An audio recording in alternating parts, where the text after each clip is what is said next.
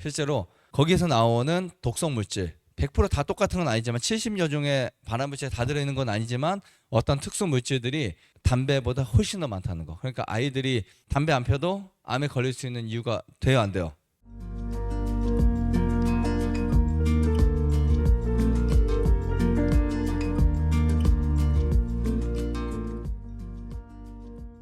오늘은 암 예방 혹은 질병 예방법에 대해서 여러분들에게 설명을 드릴 건데요. 기본적으로 우리가 알고 있는 부분들도 있고 또 조금 더 관심 있어야 하는 부분들이 있다고 생각해서 여러분들에게 암 발생을 최대한 예방할 수 있는 과학적 방법으로 여러분들에게 접근해서 말씀을 드리겠습니다. 암의 기전이라고 들어보셨나요? 암이 왜 생기는지 혹은 병이 왜 생기는지 이 부분을 우리가 알지 못하면 사실 질병의 위험에 우리는 매일 노출되고 있습니다. 사실 제가 만나는 암 환우분들을 보면 강의하러 가서도 보면 거의 대부분의 사람들이 건강했다가 갑자기 암을 경험하는 분들이 되게 많아요. 사실 이런 부분들을 좀 어떻게 현실적으로 왜 그런 일들이 생겼는지 갑자기 당황스럽잖아요. 그죠? 왜 그런 일들이 생겼는지 그리고 어떤 요인들이 그것을 만들어 왔는지 여러분들의 식생활에서 찾아볼 수 있습니다. 그리고 개인이 어떤 의료 시설이나 어떤 특별한 어떤 기구를 통하지 않고도 자기 스스로 자기 몸을 관리할 수 있다라는 부분들을 말씀드리고 싶고, 그리고 실제로 암 발생률을 낮춘 과학적 증명들을 또 말씀드릴 텐데 국가별로는 그런 게 있습니다. 예를 들면 이탈리아 같은 경우에 토마토와 올리브유 섭취를 늘렸을 때 그들에게 암 발병률이 한 50% 이상 줄어든 사례도 있었고, 실제로 예전에 한 나라에 전쟁이 일어났는데 육식을 금하고 감자나 옥수수나 곡식만 시켰더니 암 발병률이 엄청 떨어졌었습니다. 실제로 그런 데이터들도 정말 많이 있습니다. 우선 암이 왜 생길까? 가장 중요한 것은 유전자 손상입니다. 여러분들이 어떤 독소들이 들어오잖아요. 예를 들면 성면이라든지 중금속이라든지 다이옥신 이런 것들이 들어오면 뭐가 망가질까요? 유전자가 손상이 됩니다. 유전자 손상을 전 세계적으로 가장 많이 시키는 게 있어요. 공식적으로 법적으로 문제가 안 됩니다. 뭘까요? 흡연입니다. 흡연. 유전자 손상을 가장 많이 시키는 것 중에 하나가 흡연인데, 보통 유전자 손상을 흡연 같은 경우는 한 30%, 100이라고 봤을 때 이거보다 더 많이 시키는 건 없어요. 두 번째는 식습관. 제가 말씀드린 거는 유전자 손상에서만이에요. 그 다음에 감염도 유전자 손상을 많이 일으켜요. 그래서 우리가 코로나에 걸리든 말라리아에 걸리든 어떤 감염성에 걸리면 유전자 손상에 취약합니다.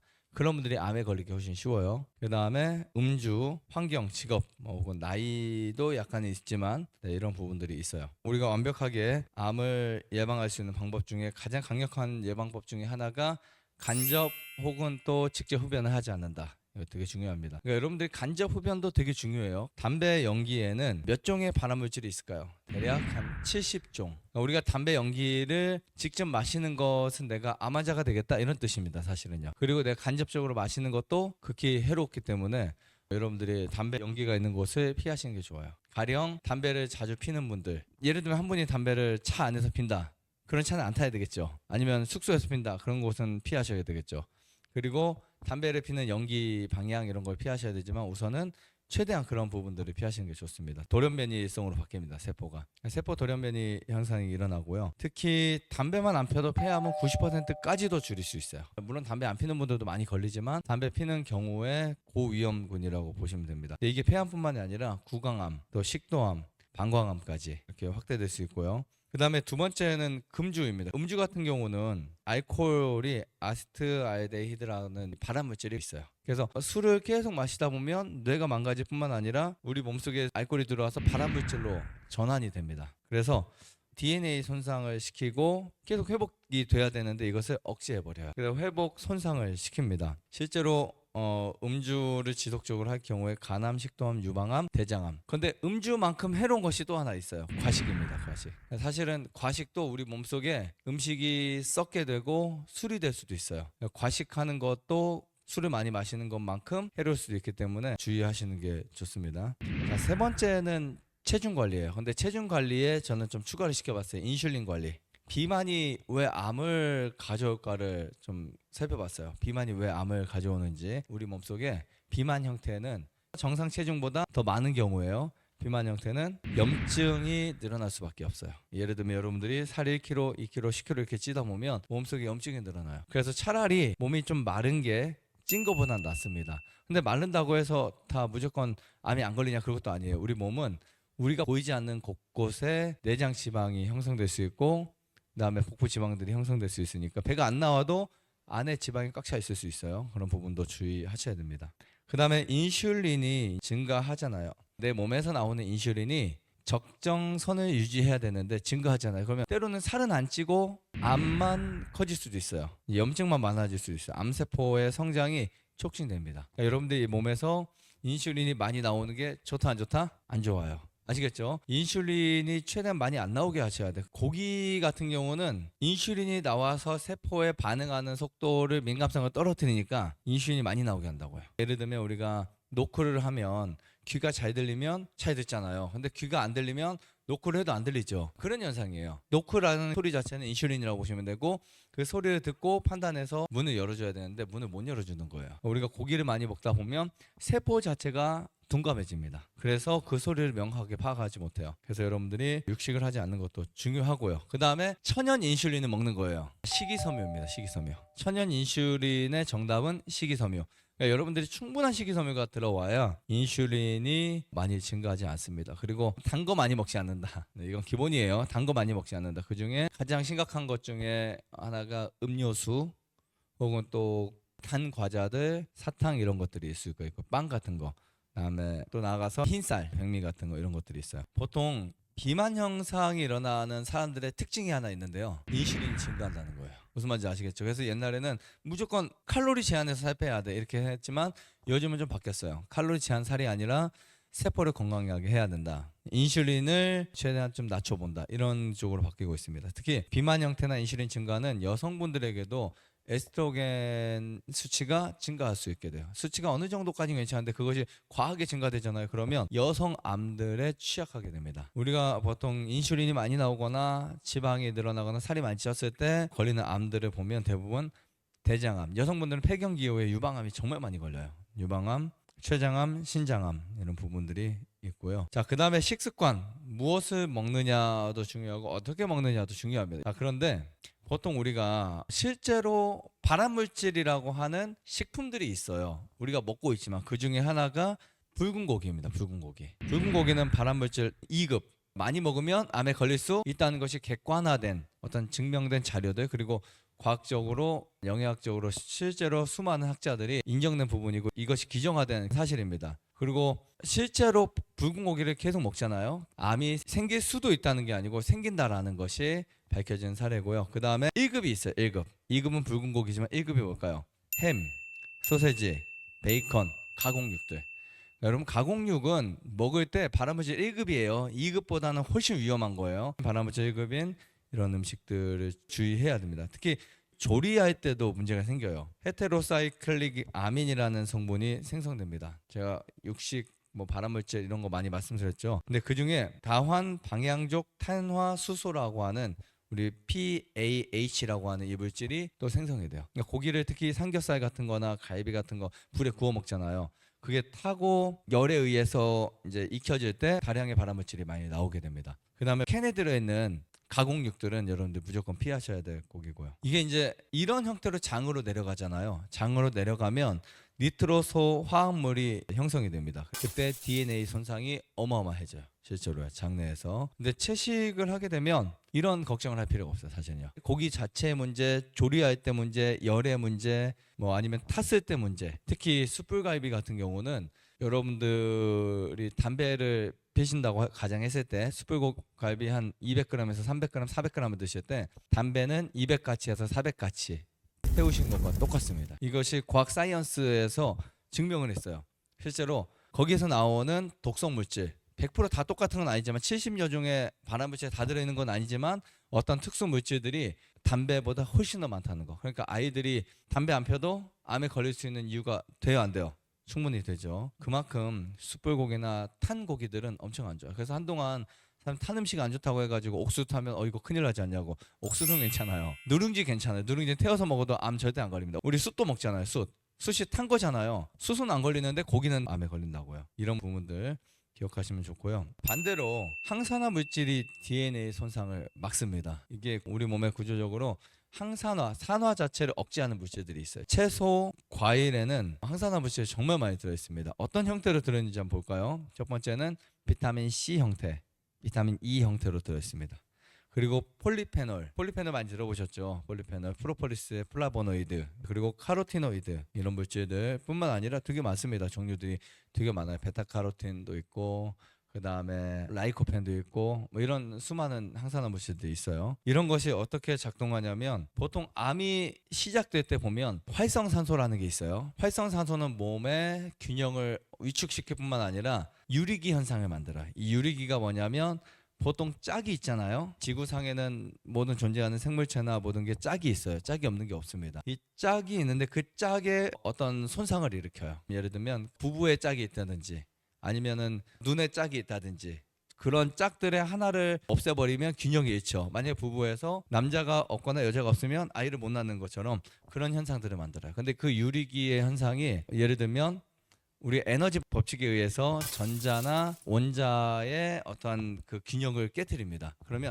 하나의 손상을 하나가 손상되면 제대로 구축될 수가 없어요. 그래서 다른 것에서 빼앗아 오게 됩니다. 그렇게 해서 연쇄적 반응이 계속 일어나요. 왜냐하면 우리 몸은 살기 위해서 이기적인 어떠한 부분들이 거기에서 소수보다 올라오겠죠. 그러면 계속해서 유리기 반응이 일어나면 언젠가 우리 몸은 혼란이 오게 돼요. 그러다 보니까 암이 걸리는데 그게 대략 활성산소가 정상세포에 한 7만 번 정도 접촉하게 되면 100% 암이 걸린다는 과학적 내용이 있습니다. 근데 이 7만 번이라는 게 우리가 되게 많을 것 같지만 활성산소와 세포의 접촉은 굉장히 빠릅니다. 그래서 주의해야 할 부분 중에 하나고요. 이러한 활성산소를 항산화 물질들이 억제시킬 수 있다. 이게 가장 중요한 부분 중에 하나라고 볼 수 있습니다. 그래서 여러분들이 활성산소 억제 그리고 항산화 물질 섭취, 특히 플라보노이드나 폴리페놀을 섭취하시는 게 좋아요. 그래서 이곳에서 프로폴리스를 섭취하는 이유도 그런 겁니다. 프로폴리스가 다른 물질이 아니고요. 항산화 물질입니다.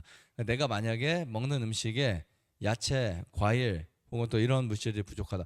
나 무조건 과일 먹어야 되는데 과일 요즘에 농약도 많이 하고 그다음에 저녁에 화장실도 많이 가게 되고 찬 성질이 있고 그리고 속이 안 좋고 그런 분들은 과일에서 이제 나오는 항산화 물질을 어디서 얻을 수 있다고요? 프로폴리스에서 얻을 수 있다. 그러니까 무조건 먹어야 된다는 건 아니에요. 전제하에 먹는 거죠. 그래서 학자들이 연구한 결과들을 보면 이런 항산화 식품들이 꾸준히 몸속에 있는 사람들은 암 자체가 시작하지도 않는 거예요. 암 자체가 형성도 안 돼요. 암세포가 암 덩어리가 돼야 되는데 절대로 형성이 안 됩니다. 그래서 여러분들은 항산화 물질을 충분히 섭취하시는 거 잊지 마셔야 되고요. 그 다음에 세 번째는 식이섬유가 암을 낮춥니다. 특히 대장암은 보장할 수 있어요. 웬만하면. 근데 우리가 이런 게 있어요. 아무리 좋은 거 많이 먹어도 나쁜 거 먹으면 배출 능력 떨어져요. 하지만 일반적으로 매 끼마다 365일을 여러분들이 식이섬유를 섭취한다고 했을 때 가장 중요한 것 중에 하나가 발암물질을 체외로 배출시켜요. 우리가 발암물질이 여러 형태로 만들어질 수 있어요. 아민 성분이라든지 물에 있는 불소라든지 뭐 굉장히 많은 종류 중금속들 이런 성분들이 발암물질로 우리 몸속에 들어오는데 그런 것들을 체외로 배출시킬 수 있습니다. 특히 수은, 납, 카드뮴 이런 중금속들 있죠. 여러분들이 사과나 현미 그 안에 들어있는 펙틴이라는 성분만 먹어도 암을 억제시킬 수 있다고요. 특히 미역에 있는 알긴산의 성분이 또 암을 억제시킬 수 있고요. 그리고 음식이 장을 통과하는 시간을 조절해 주는 게 식이섬유입니다. 우리 음식을 먹었을 때 어떤 경우는 너무 빨리 나오고 어떤 경우는 너무 늦게 나오고 이러면 문제가 생길 수 있잖아요. 빨리 나오면 흡수가 안 돼요. 또 너무 늦게 나오면 장내에서 부패가 될 수 있어요. 그래서 그런 것들을 가장 필요한 시간, 적정한 시간 속에서 뭐 이렇게 시간을 맞춰주는 게 섬유질입니다. 그래서 우리가 먹는 음식에는 섬유질이 충분해야 된다. 그러면 탄수화물을 여러분들이 충분히 드셔도 상관이 없다는 사실을 기억하시면 좋아요. 그런데 이런 게 있어요. 섬유질이 가장 많은 질긴 음식들과 섬유질이 아예 없는 흰쌀, 거의 많지 않은 흰쌀 이런 거를 내가 나 흰쌀을 먹고 싶으면 많이 먹고 섬유질 따로 먹는다. 효과가 많지는 않습니다. 그래도 낫긴 하지만 가장 좋은 것은 섬유질이 충분한 음식을 통째로 같이 먹는 게 가장 좋습니다. 왜냐하면 혈당 피크 때문에 그래요. 흰쌀을 먹으면 혈당이 빠르게 솟구쳐 올라갑니다. 그래서 우리가 하루에 먹는 당분의 양은 그것을 한꺼번에 먹는 것과 나눠서 10번, 20번에 먹는 것과 완전 달라요. 그런 현상이 섬유질이 있는 통곡식을 먹는 것과 그렇지 않는 것의 차이점이라고 볼 수 있습니다. 자, 그 다음에 식이섬유가 충분하게 되면 장내 미생물이 만들어지기 시작합니다. 식이섬유가 발효되잖아요. 그러니까 제가 발효를 말할 때 오해하지 마셔야 돼요. 저온 발효, 고온 발효, 그다음에 완전한 발효와 부적당한 발효가 있어요. 그중에 썩는 발효는 음식이 섞였을 때 썩는 발효고, 지금 제가 말씀드린 이 발효는 미생물의 먹이가 되는 발효. 그러니까 좀 더 우리 몸속에 합리적으로 충분한 영양을 넣어줄 수 있는 발효를 말해요. 이런 미생물들이 자랄 수 있는 식이섬유가 발효되기 시작해요. 그러면 이제 우리 몸속에서 브리티산 효과가 생깁니다. 브리티산이 생성이 되고 대장세포의 정상 분화 유도가 생깁니다. 그래서 대장 안에서 질서가 생기죠. 암세포는 세포 분열을 통해서 계속해서 성장하잖아요. 성장해서 암세포의 생명력이라고 하는 정확한 날수가 없어요. 보통 적혈구가 120일 살고 백혈구가 하루에서 3일을 산다고 했을 때, 그럼 암세포는 며칠 살아? 그게 없습니다. 암세포는 계속해서 분열하기 때문에 그런 게 없어요. 근데 그것을 억제할 수 있는 게 장 내에서 미생물이 활성화되고 이 브루티산이나 이런 유산균들이나 이런 좋은 균들이 만들어지면, 좋은 미생물이 만들어지면 암세포가 억제될 수 있는 기전이 생기는 거예요. 그것을 보통 암세포 자살이라고 표현해요. 그러면 암이 있던 분들도 암세포가 자살합니다. 이 현상을 아포토시스라고 해요. 근데 이런 현상이 실제로 있어요. 우리가 항암을 하거나 아니면 수술하거나 방사하지 않고도 실제로 암세포가 스스로 자살되는 어떤 시점들이 있습니다. 정말 신기하게. 그러니까 암이 12cm, 15cm 이런 암들이 2달 만에, 3달 만에 없어지는 거예요. 어느 순간 암이 나 이 집에서 못 살겠다라고 이제 생각이 되고 하면 암세포에 그런 자살 현상이 일어나요. 그러면 우리 몸속에 백혈구가 그곳에 항암 물질을 뿌립니다. 마치 헬리콥터가 산에 불을 끄면 어떻게 해요? 물을 싣고 쫙 뿌리잖아요. 그런 현상이 실제로 일어나요. 그리고 암과 흡사한 물질이 하나가 있습니다. 여러분 많이 겪고 있는 것 중에 하나의 염증입니다. 염증.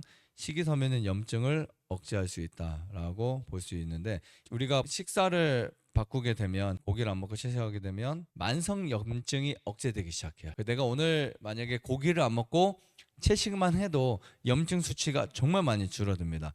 육식 유제 식단이 왜 염증을 만들까요? 첫 번째는 포화지방. 포화지방은 염증을 굉장히 극대화시킬 수 있어요. 두 번째는 뭘까요? 장내 독소가 많이 생겨서요.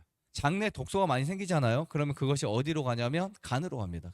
간으로 가서 암모니아 수치가 올라갈 수밖에 없어요. 그 다음에 또 한 가지는 인슐린이 증가합니다. 아시겠죠? 그러면 염증 신호가 계속해서 활성화되기 시작해요. 반대로 채식 위주 식사는 항염, 식물성 지방이 있고, 우리 보통 식물성 지방, 좋은 지방을 뭐라고 말하죠? 필수 지방산이라고 보통 말하죠. 필수 지방산. 그 다음에 항산화, 폴리페놀 이런 부분들이 암 촉진 단계를 억제시킨다라고 볼 수 있습니다. 자, 그 다음에 채식을 했을 때 정말 좋은 게 호르몬 관련 암의 위험을 감소시킬 수 있어요. 다섯 번째는 호르몬 관련, 사실 굉장히 중요합니다. 채식을 하면 우리 몸에 지방이 주는데 그냥 지방이 주는 게 아니에요. 체지방이 줍니다. 그리고 혈액 내에 중성지방, 콜레스테롤, 그러니까 혈액에 관련된 지방들이 줄어들게 될 수밖에 없어요. 고지혈증 자체가 사라집니다. 거의 줄어들어요. 그리고 인슐린 수치가 떨어지고요. 그러니까 호르몬에 의존하는 암의 성장 신호를 감소할 수밖에 없어요. 호르몬에 관계된 암들이 있는 분들, 꼭 여러분들이 채식을 하셔서 이런 부분을 수혜를 받으면 좋을 것 같고요. 우리가 식이섬유나 채식을 잘 하게 되면 장내 미생물 구성이 달라지는데 유익균들이 어마어마하게 많아져요. 저번에 장 강의를 할 때 오래 사는 사람들의 뭐가 달랐다 그랬어요. 장에 머무는 유산균의 종류가 달랐다 그랬죠. 도시의 사람들은 유해균이 더 많았고, 시골에서 음식을 깨끗하게 먹는 분들은 유익균이 많았다고 했는데, 반대로 바람, 대사산물들이 떨어지게 돼요. 그리고 담즙산의 독성 형태가 떨어집니다. 혹시 쓸개를 제거하신 분들 있죠? 쓸개를 제거하신 분들이 왜 제거할까요? 자꾸 그쪽에 독이 쌓이니까 아예 그냥 제거해버려서 없게 만드는데, 그럼 그 독이 어디로 갈까요? 어차피 어딘가 가게 되겠죠, 그죠? 어차피 식습관에 의한 거니까. 근데 실제로 채식을 계속 한다면 쓸개를 절개할 필요가 없습니다. 맹장도 제거할 필요가 없고, 우리 몸에 필요 없는 것이 사실은 없어요. 근데 이 담즙산의 독성 형태를 낮추게 되면요, 담석에 걸릴 필요가 없어요. 신장도 마찬가지고요. 자, 역학 연구 결과를 보면 채식을 한 사람들의 대장암 위험들이 줄어들고, 위암, 췌장암, 전립선암, 특히 유방암 엄청 줄어듭니다. 다섯 번째는 신체 활동입니다. 우리가 몸을 활동시킬 때 전체적으로 활동을 잘 시켜야 돼요. 운동을 했을 때 맥박을 뛰게 하거나 호흡을 숨이 차게 하는 여러 가지 운동이 있지만, 가장 좋은 운동은 전신 운동이라고 보시면 되는데, 실제로 암을 얼마나 예방하는지를 따져봤을 때 운동만 가지고 딱 한 가지, 우리가 활동을 하냐 안 하냐, 운동을 충분히 하냐 하지 않느냐에 따라서 대장암이 20에서 30%, 엄청난 거예요. 그죠? 우리가 규칙적 운동만 해도 대장암에 걸릴 확률을 20%에서 30%를 낮출 수 있고, 유방암 같은 경우도 한 20%. 그 이유는 인슐린 감수성을 늘려요. 인슐린이 바보같이 되게 되면 정확한 판단을 못해요. 그래서 인슐린이 감수성이 늘어나면 민감성이 좀 올라갑니다. 그러면 실제로 우리가 노크를 했을 때 소리가 잘 들리는 것처럼 굉장히 임팩트가 생기는 거예요. 그 다음에 면역 감시 기능이 늘어나요. 실제로 어디에 어떤 문제가 생겼지? 이런 부분들에 대한 인식을 굉장히 잘하게 됩니다. 권장량은 그냥 기본 권장량이에요. 여러분들이 참고만 하세요. 일주일에 최소 150분. 주 150분. 과학적으로 증명된 것은 150분만 해도 유방암에 걸릴 확률을 20%, 30%, 유방암이 있는 분들이 20%, 30% 떨어질 수 있다라고 하는 부분이 나오고, 대장암 같은 경우는 30%, 간암, 위암 약실 비슷한 퍼센테이지로 떨어질 수 있는데, 특히 이 운동 중에서 실험한 내용을 보면 걷는 운동만 했을 때, 왜냐면 우리가 걷는 운동 하게 되면 전신을 다 사용할 수 있어요. 걸으실 때 그래서 여러분들이 손발을 펴서 움직이시기도 하고 복식 호흡을 하고 여러 가지 몸을 사용하는 게 좋고요. 그리고 걷는 거 전에 스트레칭 굉장히 중요하게 강조하고 있죠. 여기서 여러분들이 스트레칭을 하시는 거 무시하시면 안 됩니다. 굉장히 중요해요. 그 다음에 6번째 마지막으로 물 섭취 굉장히 도움이 됩니다. 이 물 섭취가 암 예방에 도움이 되는 이제 과학적 이유를 보면, 발암 물질이 들어오면은 우리 몸은 그것을 어떻게 해야 돼요? 배출시켜야 돼요. 이것을 다른 말로 뭐라고 하죠? 디톡스. 맞아요, 디톡스. 자, 음식 혹은 환경에서 들어온 발암 물질은 소변, 대변, 또 한 가지 땀으로 배출됩니다. 근데 우리 몸속에 수분이 부족하게 되면 발암 물질이 체내에 오래 머무르게 돼요. 그래서 여러분들이 수시로 물을 드셔야 돼요. 특히 방광암과 대장암에서는 물의 충분함과 부족 그 여부에 따라서 암의 발생률이 엄청나게 높아져요. 그래서 물 섭취량을 늘리잖아요. 뭐가 늘어나요? 소변량이 늘어날 수밖에 없어요. 그럼 방광 내 발암물질 농도가 체내에서 굉장히 빠르게 감소됩니다. 하루에 소변량이 많은 사람일수록 방광암에 잘 안 걸린다. 무슨 말인지 아시겠죠? 하루에 나는 15번 소변을 보러 간다. 이게 아니고요. 한 번 넣을 때 좀 더 많은 양을 넣으시는 분들. 이게 중요해요. 그리고 대장암 위험을 감소시키는데, 물이 부족하면 바로 일어나는 현상 중에 하나가 변비 상태입니다. 변비인데, 장에 통과하는 시간이 음식이 너무 많이 증가가 돼요. 너무 빨라져도 안 되지만 너무 많이 증가됩니다. 그러면 장 점막에 이제 발암물질이 오래 노출되기 시작해요. 그래서 변에 가장 좋은 약이 사실은 없고요. 변에 가장 좋은 물질은 물과 식이섬유, 이 두 가지 조합만 있으면 무조건 좋은 장 환경을 가질 수 있습니다. 그래서 물과 식이섬유를 충분히 드시는 거 추천드리고요. 그 다음에 물을 충분히 먹었을 때 우리 장기 중에 보호받는 곳이 하나가 있습니다. 네, 신장 맞아요. 충분한 수분을 우리가 섭취하게 되면 소변 농도가 연해져요, 진해져요? 하루에 물 500cc만 드셔보세요. 소변 농도가 진해지죠. 소변 농도가 연해지면 색깔도 연해지죠. 그러면 독성 물질이 신장을 손상시킬 확률이 엄청 줄어들어요. 무슨 말인지 아시겠죠? 그러니까 만약에 내 소변이 진한 소변이 한 번 나왔다. 신장이 좀 망가지고 있구나. 이렇게 생각하시면 돼요. 근데 하루 종일 소변이 진하다. 소변 색깔이 탁하다. 냄새가 많이 난다. 그러면 가장 먼저 피해를 보는 곳은 어디일까요? 바로 신장, 콩팥입니다. 그래서 물만 잘 마셔도 신장암, 요로암 위험을 감소시킬 수 있어요. 일례로 방광염 자주 걸리는 분 있죠. 하루에 물 2리터, 3리터 막 드시잖아요. 방광염 거의 사라질 수 있어요. 물론 다른 것을 더 주의해야 될 것도 있겠지만, 그 다음에 정말 중요한 것 중에 하나, 오늘 여러 번 말씀드렸지만 만성 염증 상태. 사실 저는 이 염증을 왜 위험하다고 생각하냐면, 염증은 백혈구가 우리 몸에 어떤 물질과 싸운 결과치입니다. 결과치인데 염증이 사실은 나쁜 건 아니에요. 물론 염증 자체는 나쁘지만 염증 형태는 자연치유의 결과물입니다. 만약에 우리 몸에서 염증을 만들었다는 것은 몸속에 들어온 무엇인가 싸워서 낸 결과물인데, 한마디로 전쟁이 일어나면 적군을 우리가 공격했을 때 그 시체를 처리하지 못하면 어떻게 될까? 2차적으로 감염이 되고, 그죠? 그러니까 이게 얼마나 무서워요. 그래서 이 염증을 빨리 처리해야 돼. 근데 처리하지 못하고 계속 놔두게 되면 우리 몸이 부패 현상이 굉장히 많이 생깁니다. 이 염증 상태가 암의 현상을 그대로 가져오게 돼 있어요.